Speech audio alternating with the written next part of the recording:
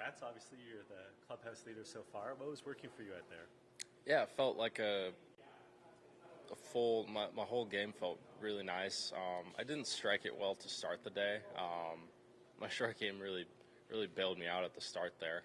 Obviously, holding it on 10 and then having it stay out of the water really on the first 2 holes. I mean, we kind of know that with the moisture, it's not, as long as it lands up top and rolls down, it's not rolling in the water there. So unfortunately, it made me hit it over there. But yeah, once I got settled down after 5 or 6 holes, started hitting it really well, and it was relatively stress-free. I probably only had a few longish par putts. But yeah, I think I missed my first 5 or 6 greens. So after that, it was nice to hit fairways and greens. What's sort of your afternoon routine when you are in this position where you're the early leader on the Thursday or Friday? Like, do you watch the leaderboard, or are you just going through like your typical practice meals?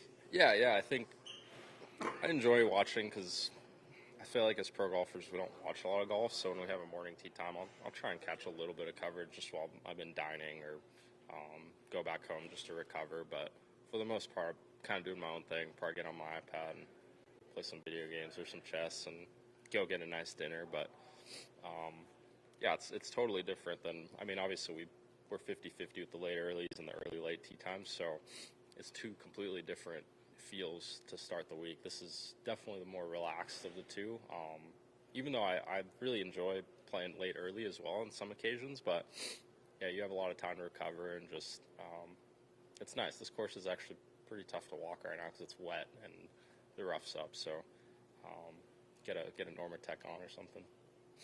What's this course's best defense? Is it the rough? Is it maybe the wind? Yeah, I think you're pretty secluded in these trees, so the wind's pumping up there, but you can't really feel it. So the ball gets up, and then all of a sudden the crosswind really takes it. And the way the whole course is designed, there's a ton of crosswind with this west-southwest kind of wind. Pretty much every hole felt like some sort of crosswind, so it was tricky. The fairways are definitely very generous, and in the back of your mind, you know that obviously the fescue's brutal, but it's bare in spots, so I think just having that in mind, it's easier to commit to some of those lines where you have to start in the fescue with the crosswind. So just have to really commit. It's easy to really hit some foul balls out here, and then the greens are quite slopey. They're not very quick, especially with the rain, but they're rolling nicely, and yeah, it's just a good combination of hard holes and easy holes. I felt like there's like 4 or 5 really long par 4s out there where I'm hitting 5-wood or 5-iron or some sort of really long club in. Felt like 4 or 5 of those. So just kind of getting past those holes and trying to score on the holes where you have wedges. Sahith, your results the last little while, probably ones that you would have liked to improve on, but at this time of the year, do you talk to somebody about turning things around? Do you give yourself a pep talk, or is it one of these situations where you just think like, hey, I know good golf is maybe around the corner? Yeah, I think my results the last couple months haven't been too great, but the golf game has been there. I mean, every golfer, I guess, kind of says that, but you have to think that way. You just got to stay positive, can't get too down on yourself, and I'm making a lot of cuts, which is great. Like, something's obviously going well. These guys are just really, really good out here, and even making a cut out here feels like a little bit of an accomplishment, especially when you're not 100% on your game. So just taking confidence from that. Even last week, like, just the back 9 on Sunday kept me really from a top 10 finish probably. So it's close, and felt like it's been close to clicking. So hopefully just continue this play the rest of the week and kind of gear up for the final part of the year here. You talked about your video games. What's your favorite game to play? And are you as good at that as you are at golf? No. I used to play a lot more video games, a lot of PC stuff. Right now I'm just playing this. It's called a roguelite. I have an app on my iPad. It's called Balatro. It's like a poker game of sorts.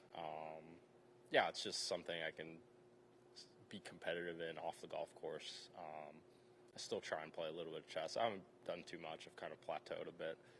I need some help on that end, but yeah, it's just a way to get my competitive outlet off of the golf course without any risk of injury. Is there anything special to you? Do you think about national opens and what it would like to win one of these? And have you looked at the trophy and seen some of the names on it? Yeah. I think obviously RBC ambassador, required to play here, but I think I would play here every single year regardless. I just love it, especially I really felt it my rookie year, like coming up here before I was an ambassador, and I just love the event. I mean, the Canadian fans are awesome. They're just so excited to have us here, and my first year was at St. George's, and the crowds there were unbelievable. I mean, it played with Scotty the final round, and I mean, there was 20 people deep there, especially being close to the city. So just that being my first experience, I feel like I get a ton of support out here, more so than I do on a normal week on the PGA Tour for sure. So just everything about that makes it feel like an elevated kind of event. I know how much it means to the Canadian players, and there's a reason why guys, the best players in the world, come over here to play. It's just something a little more about a national open. So yeah, it's an honor to be an ambassador, but yeah, it's definitely a little elevated from a normal event, and you could feel that for sure. Obviously, there's a major international soccer tournament kicking off in Toronto tomorrow. Yeah. Are you a soccer fan, and if so, will you be paying attention to the tournament? Yeah, I watch absolutely zero soccer other than the World Cup. I tune into the World Cup every 4 years, and I get addicted to it. I see why it's the biggest sport in the world. It's just so easy to follow. The allure is great. Everyone can rally behind their home country, and yeah, I'll be tuning in for sure. It's so fun. It's so fun to see how badly the players want it. You could see the nerves, you could see the excitement, and you just get moments that you never get in a normal match during the World Cup. It's just the biggest events bring out the best and the best players.